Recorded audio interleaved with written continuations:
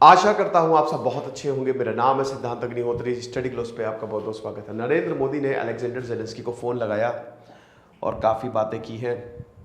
नरेंद्र मोदी ने बोला है कि वॉर को आप एंड करो, बातचीत करो, और अगर कोई भी ऐसा पीस एफर्ट होगा तो हम आपका साथ देंगे।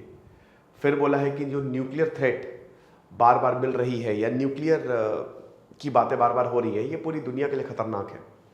उसके बाद यूनाइटेड नेशंस के लॉज और जो चार्टर्स हैं उनके आप रिस्पेक्ट करो, सॉवरेनिटी, इंटीग्रिटी, इन सब सारी चीज़ों की बात हुई है। अलेक्जेंडर जेलेंस्की ने बहुत बड़ी बात बोली है कि न्यूक्लियर थ्रेट को एज अ ब्लैकमेल, बार बार रशिया ब्लैकमेल करता है तो वो एज अ ब्लैकमेल यूज़ नहीं हो सकता, क्योंकि वो हमारे लिए खतरा है। हमारे लिए तो है ही, बट पूरी दुनिया के लिए खतरा है। ये बहुत बड़ी बात है कि यहाँ पे डायरेक्ट कॉन्टैक्ट हुआ है। नरेंद्र मोदी ने को डायरेक्ट कॉल किया है, क्योंकि समरकंद समिट में 2 हफ्ते पहले नरेंद्र मोदी ने साफ साफ ये कह दिया था कि ये वॉर का एरा नहीं है, this is not the era of war. और उस समय व्लादिमीर पुतिन बगल में बैठे थे और उनको बोला था कि शांति रखिए, आप शांति बनाना बहुत ज़्यादा ज़रूरी है, वॉर को एंड करिए। तो क्या भारत इस वॉर को रोक सकता है, हम जानेंगे। लेकिन उससे पहले एक और चीज़ जानिए। आज हमारे नवरात्रि की लास्ट डे है सेल का। रात के 12 बजे सेल खत्म हो जाएगी। तो हमारे यूपीएससी कोर्स हो गए, ऑप्शनल कोर्स हो गए, एनसीईआरटी कोर्स हो गए, जरूर अवेल करिए। लाइव क्लासेस चल रही हैं, आपको बहुत ज्यादा फायदा होगा। तो बात यहां पे सब कुछ आ रही है कि क्या वाकई में भारत इस वॉर को एंड कर सकता है। The answer is no. Bharat war को एंड नहीं कर सकता, लेकिन हाँ, चाइना से कोई उम्मीद हम लगा नहीं सकते। अमेरिका जो है वो युद्ध करवाने में ही बिजी है ना। यूरोपियन यूनियन अपनी ही प्रॉब्लम से जूझ रहा है। रशिया तो खैर युद्ध में ही है। रशिया, आपको बता दूं कि अब देखिए कुछ हो नहीं सकता है। रशिया जो है वो अब अलेक्जेंडर जेलेंस्की ने भी बोल दिया है कि अब हम रशिया से बातचीत नहीं करने वाले। खेरसोन को यूक्रेन ने बहुत तेजी से कैप्चर किया, लेकिन रशिया ने अपनी फोर्सेस को मोबिलाइज किया हुआ है। और रशिया ने अपनी काफी फोर्सेस 3 लाख के करीब, जिसमें बहुत ज्यादा कॉन्स्क्रिप्टेड है, मोबिलाइज किया हुआ है।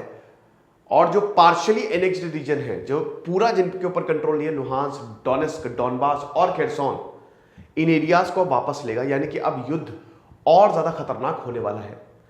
3F फ्यूल, फूड, फर्टिलाइजर, ये 3F क्राइसिस जिसको नाम दिया गया है, ये इस वॉर की वजह से हो गई है।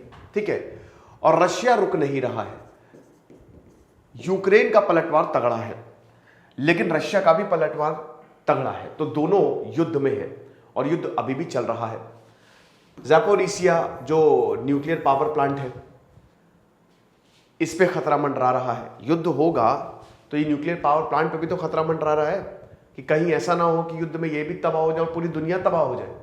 तो इसमें भारत क्या कर सकता है? देखिए, भारत जो है, इंडिया जो है, सबसे पहले इंडिया वॉर को नहीं रोक सकता, लेकिन हाँ, ये न्यूक्लियर खतरे को जरूर रोक सकता है। जैसे भारत ने अलेक्जेंडर जेलेंस्की से बात की है, तो अब अलेक्जेंडर जेलेंस्की डेफिनेटली युद्ध तो रोकेंगे नहीं। भारत ही एक ऐसा देश है जो कम से कम बात तो कर रहा है रशिया से भी और यूक्रेन से भी, है ना। तो डेफिनेटली यहां पे अलेक्जेंडर जेलेंस्की युद्ध तो रोकेंगे नहीं, लेकिन हाँ, न्यूक्लियर खतरे को टाला जा सकता है। बार बार न्यूक्लियर ब्लैकमेल, न्यूक्लियर ट्रेन रवाना कर दी। ऐसे ही व्लादिमीर पुतिन से भी बात करके इस न्यूक्लियर हमले को तो, या न्यूक्लियर जो थ्रेट है, बार बार, भाई देखो, सनकी इंसान के ऊपर भरोसा थोड़ी ना कर सकते। जहां पे डेमोक्रेसी नहीं है वो कुछ भी हो सकता है, यू नेवर नो।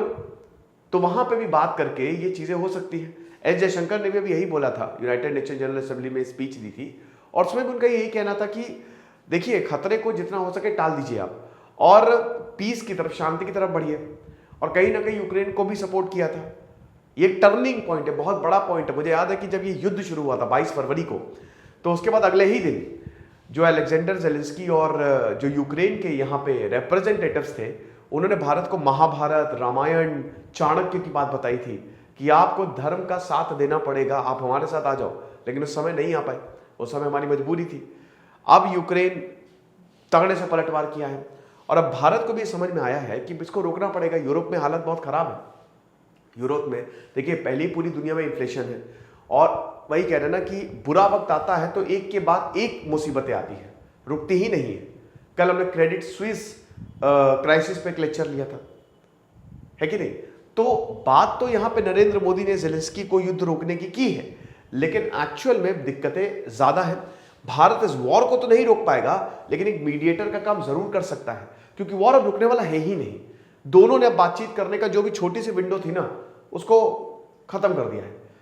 लेकिन यहां पे हालत पाकिस्तान जैसी हो गई, जैसे पहले पाकिस्तान के जनरल्स क्या करते थे, बात बात में भारत को न्यूक्लियर वॉर की धमकी देते थे, और अभी भी कहीं ना कहीं निकल जाता है ये, है ना, इनके मुंह से निकल जाता है।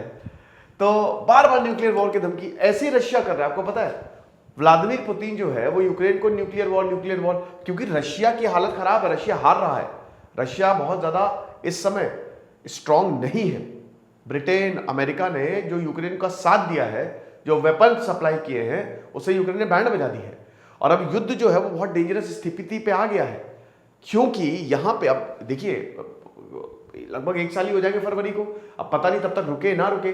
लेकिन अब यहां पे रशिया और यूक्रेन बोल दिया कि हम बात नहीं करेंगे, यानी कि अब युद्ध ही रास्ता है, कोई एक हारेगा, नहीं तो व्लादिमीर पुतिन जाए तब ऐसा होगा। तो उसमें भारत एक मीडिएटर का काम कर सकता है, इंडिया एक मीडिएटर का काम कर सकता है, लेकिन युद्ध रोकने की कैपेबिलिटी या कैपेबिलिटी तो नहीं, प्रोबेबिलिटी जो है वो कम है। तो ये लेक्चर था छोटा सा, आई होप आपको पसंद आया। टाइम्स ऑफ इंडिया का एक एडिटोरियल था, मुझे लगा ये कवर करना चाहिए। दिस इज सिद्धांत अग्निहोत्री साइनिंग ऑफ।